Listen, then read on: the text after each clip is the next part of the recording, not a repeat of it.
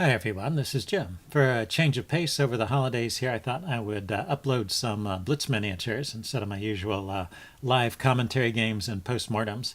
A miniature is a game that lasts less than 25 moves, and I've gotten a lot out of studying miniatures. I had a book of miniatures at one time, and it's fun to look at these short games. There's usually some interesting tactics, and at the very least, you know that in a game that short, one side has made some pretty serious mistakes. So you learn about spotting your opponent's mistakes and punishing them.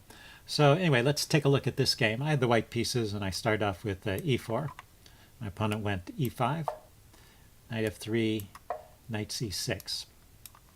So here I decided to play the Scotch game. In fact, I decided to go for the Scotch Gambit at this point. Of course, you can play the Ruy Lopez or the Italian game. Those are probably my main moves here. But d4, the Scotch game, is a nice alternative. And then taking is the main move. And bishop to c4 is the Scotch Gambit. And this is a pretty decent gambit. My opponent here didn't play the best response. He played h6, which may even be losing right away. It's hard to say, but definitely gives white some advantage. The main moves here are knight to f6 and bishop to c5. And I think I've done videos on the Scotch Gambit, so you can look up those lines if you are interested.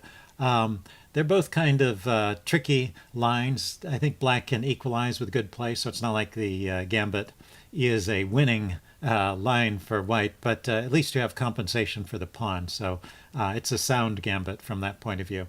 Let's see, when I have black, I often play with d6, and the idea is just to give that pawn back, let white take it right away, and then be able to develop your knight with knight to f6 without having to worry about this pawn coming forward and pushing the knight around. It makes the king side a bit safer.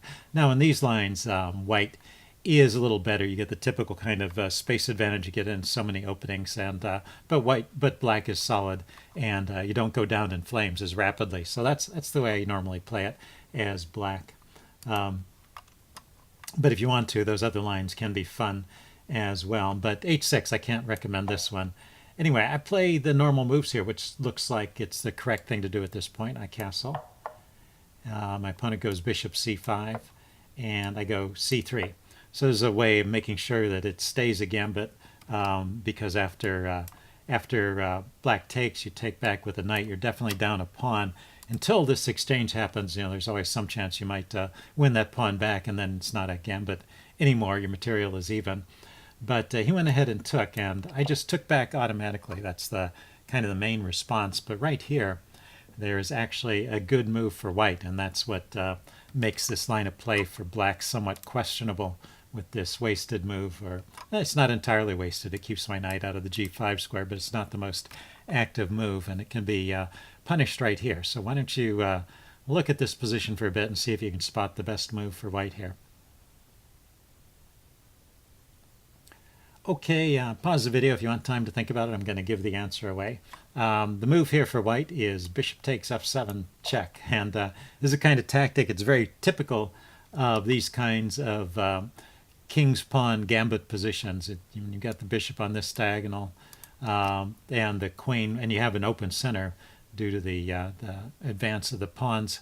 So the follow-up after king takes is queen to d5 check, and you just win that loosed bishop on c5. So you won a pawn, you won the piece back, you've dislocated black's king, and let's see, black can still stay up some material by taking that pawn, but you take back with the bishop, and you've got a great attack going here. So that's a great position for white and the best play here. Speaking of typical tactics, another one which you might have thought of is just queen d5 first. It looks pretty strong because it's looks like a double attack. You're attacking here with a mate threat, the queen on d5, and you're also attacking the bishop.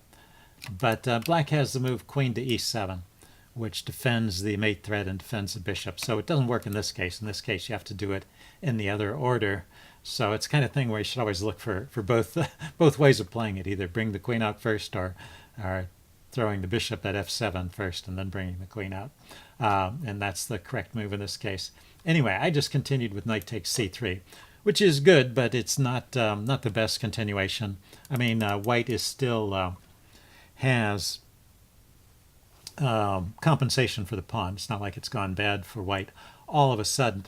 But black gets his pieces out, and some of my attacking ideas have been taken away by that h6 move. So it's more or less an even position at this point. So missed that chance to punish the first mistake. Anyway, I went a3 here. My idea is to kick that bishop back with b4, which I get on the next move. And there's another point with this setup with the pawns on a3 and b4, which is I can bring my queen out to this square b3 and line up this battery with the queen and bishop. It's a typical kind of setup, and when these pawns are here, what it does is it prevents the knight from coming into a4 and forking those two pieces. So I can securely get into this configuration. So this is still okay. Let's see, he goes d6. I go bishop b2, getting my other bishop pointing at the king side. And now he goes knight d4. So black is actually playing this part pretty well and trying to keep my forces at bay and force some exchanges. So it's a good way to play it. I take, he takes. Then I go rook to d1. I want to chase that bishop off of the diagonal. And he just drops back to b6. A pretty natural move and what I was expecting. Although the chess engine labels that move, cancel that, labels that move as a mistake. Let's back up to the game.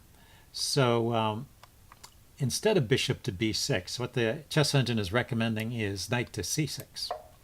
Bring the knight to support the bishop and just hold it there, which is something, I mean, it's certainly an option, but it's something it is something that is sometimes discouraged because this bishop is still a potential target. For example, if my knight were to move, then this bishop would have two pieces attacking it and only one defending it. So it's still a loose piece here. If it's attacked once and if it's defended once and attacked once, it's still a loose piece.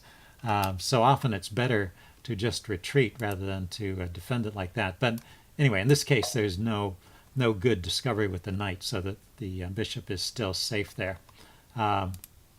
Whereas in bishop b6, there's something that white can do here. It's not a tactic, so I guess I won't quiz you on it, although if you want to pause the video and think about it for a while to find what the optimum continuation is, it might be an interesting exercise.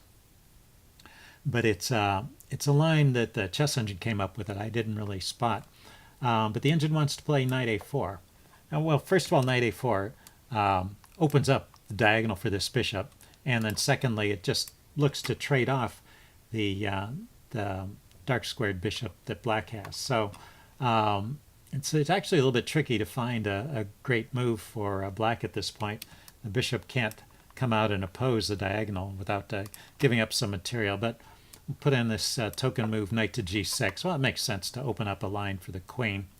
And then you take the knight off and play f4. So that was the kind of subtle point of that line of play. In addition to opening up my the lines for my bishop with tempo, it also got rid of the bishop on that diagonal, allowing me to push the f-pawn forward. And it says that white here has a winning attack. It's still not something that crashes through immediately, although queen c3 is a strong move, so that's part of the plan here. And it's let's see, it's not possible to play f6 to block that because of the pin. The bishop would still be here on that diagonal. So maybe he has to play queen f6 to defend. Anyway, it gets very uncomfortable for black in a hurry. So that is the best line for white at that point. Let's see. So yeah, in this position, he went bishop to b6. I didn't spot that idea. I just continued on with knight to d5. So we're back in the range of about even. He takes, I take. So I mean, I'm still down a pawn, but I have that compensation for the pawn, so I'm still doing okay. See, he goes c6, and actually, the chess engine, like I said, it still rates this as about even. It thinks that instead of c6, black should just play king to h8, and it's just already giving that pawn back. You can just take on f7 now. So that's how the chess engine wants to play it, and it thinks that position is equal. Let's see. So c6 keeps more material on, and also creates a weakness on d6. It does gain a tempo, kicks my bishop back, and now he plays queen to e7. So he's got this defended, and he's got the e-pawn defended at the moment. So I swing my queen across, queen to g3, and now there's only there's only one move to keep black in the game, and all the other moves lose. So can you spot the one defensive move that black has here that allows him to continue playing? Okay, pause the video if you want time to find that move. I'm going to give the answer away now. The only move here is queen to g5. And yeah, all the other moves end up losing material, but this one is okay. I can trade queens and grab this pawn, so I get the pawn back. I still have active pieces, but the chess engine says it's actually a playable game for black. I guess I would be pretty happy with white here, but seems like black can survive okay. He's still got this kind of annoying bishop here. I didn't take my chance to get rid of it. But in the game, my opponent played a move that loses perhaps the quickest. He played the move g6. So now if you can spot the move here, what is the best move for white? Okay, if you don't see it right away, definitely pause the video on this one until you see it. I am giving the answer away. It is queen takes g6, and that is checkmate. And it's a nice little checkmating pattern. First of all, the dark squared bishop is getting rid of the escape square, covering the escape square, and the light squared bishop is pinning the f7 pawn, so that there's nothing around that can take the queen. And so that's game over. And that was 18 moves. So anyway, a short game, but always fun to play something like this in a blitz, even in a blitz game. And hope you guys enjoyed it. I'll be doing a couple more blitz videos, blitz miniatures like this over the holidays. So I will see you then, and you guys have a safe and happy holiday season.